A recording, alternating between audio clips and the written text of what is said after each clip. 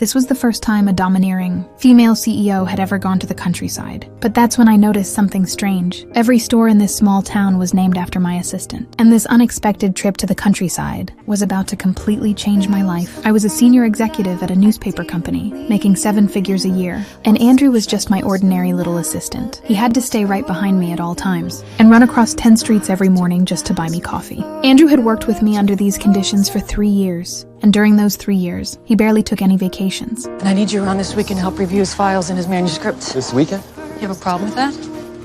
No, it's my grandmother's 90th birthday, so I was going to go home and it's fine. I'll cancel it. My aggressive personality also made many coworkers unhappy with me, but because I was extremely good at my job, the boss was always very tolerant of me. This time, however, I made a serious mistake. Because I was so busy with work, I forgot to renew my visa. And now that my visa had expired, immigration decided to deport me. Just then, Andrew unexpectedly walked into the office. Looking at Andrew standing in front of me, a bold idea suddenly came to my mind. I think there's something that you should know. You're getting married.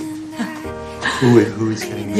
You and I are getting married. When the boss heard about this, he was completely shocked, but he was also very pleased, because as long as we completed the marriage registration as soon as possible, I could legally obtain a new status, without giving Andrew any chance to explain. I dragged him back into the office. I'm not going to marry you. Sure you are. Bob is going to fire you the second I'm gone. Guaranteed. That means you're out on the street alone looking for a job. That means all the time that we spent together, all the lattes, all the canceled dates, all the midnight Tampax runs were all for nothing, and all your dreams of being an editor are gone.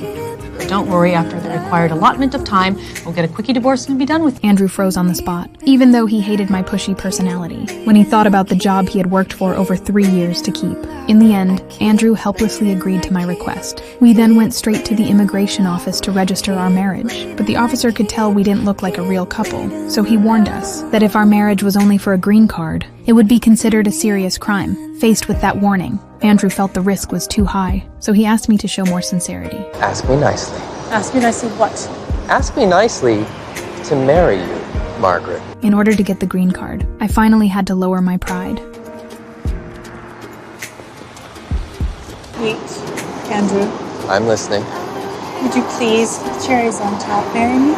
This change made Andrew feel like he finally let out some frustration. After that, I went with Andrew to his hometown, but on the drive there, I noticed something strange. All the shop names there started with Andrew's last name. That was when I finally realized. The assistant who had worked with me for 3 years was actually a billionaire inside a luxurious mansion. Andrew's family warmly welcomed me. That night, Andrew and I slept in the same bed for the first time. This made Andrew start to feel something different, and I also began to grow curious about the assistant I had worked with for the past 3 years.